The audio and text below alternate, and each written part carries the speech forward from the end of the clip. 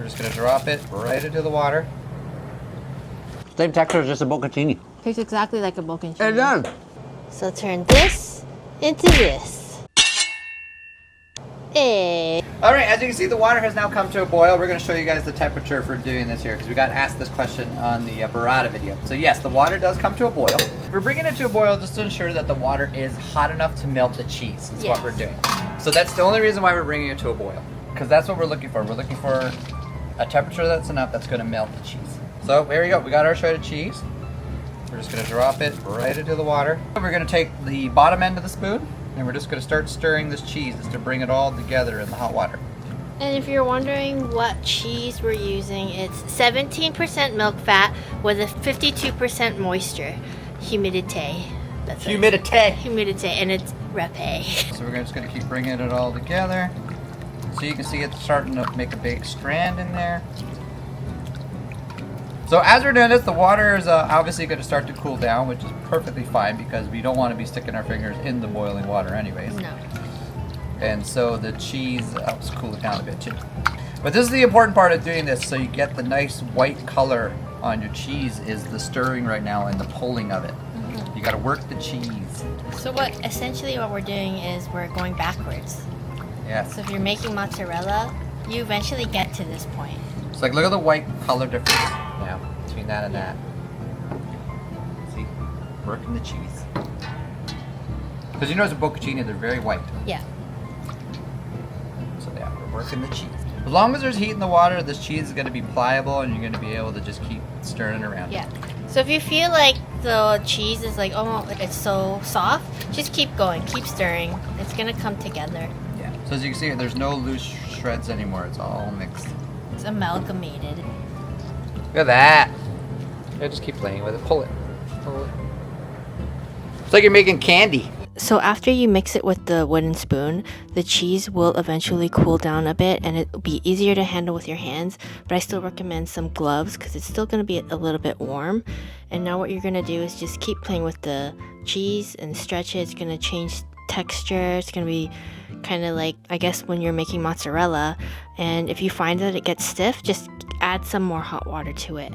So I have my cold water here because you're going to put the balls in the cold water after you form it. And the best method that I thought worked was putting it in my fist and squeezing out a ball, and you're going to pinch and twist off that ball.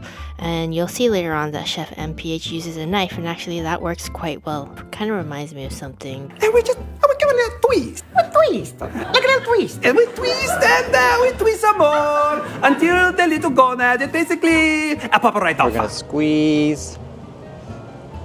And we're going to twist. Squeeze the ball and a twist. A twist. It's getting hard. Let me put one more ladle of hot water. We're going to put it in our hand. So we're just going to go like that. We're going to squeeze it with our hand. Get it nice and tight. And we're going to take a knife and just cut it into the water.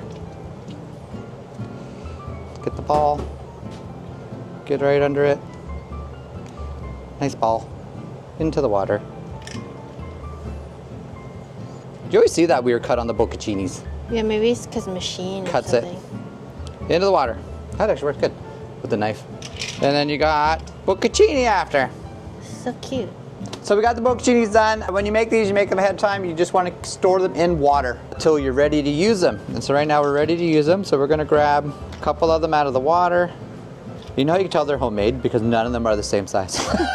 So these are our bocconcinis, fresh ones. So we're gonna season them up a little bit. We're gonna hit it with a little bit of olive oil.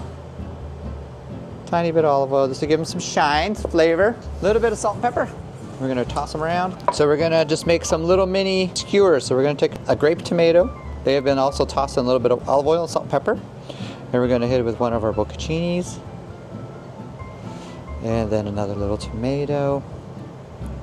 And there we go, a little snack. Tomato. Grab one bocconcini. And finish it with one more tomato. There we go. And then we're going to finish it with a little bit of balsamic reduction. Just over top. And a little fresh microgreen salad. There we go. We turn shredded mozzarella into, A fancy hors d'oeuvre. That's from shredded mozzarella. That's pretty cool. yeah. Okay, Cheers. Cheers. I'm eating the tomato, and then I'm gonna. Same texture as just a bocconcini. It is. Tastes exactly like a bocconcini. It does. That is actually a really cool trick. But you pay twice the price for bocconcini. You do, yeah. Wow, that works and it's fantastic. It's like no one would ever know, Except for you. except for you. Yeah. Yeah. And if you want to turn shredded mozzarella into creamy burrata, please be sure to watch that video because that was the total game changer. I totally recommend it. Did we just bocconcini? Yeah. Yep.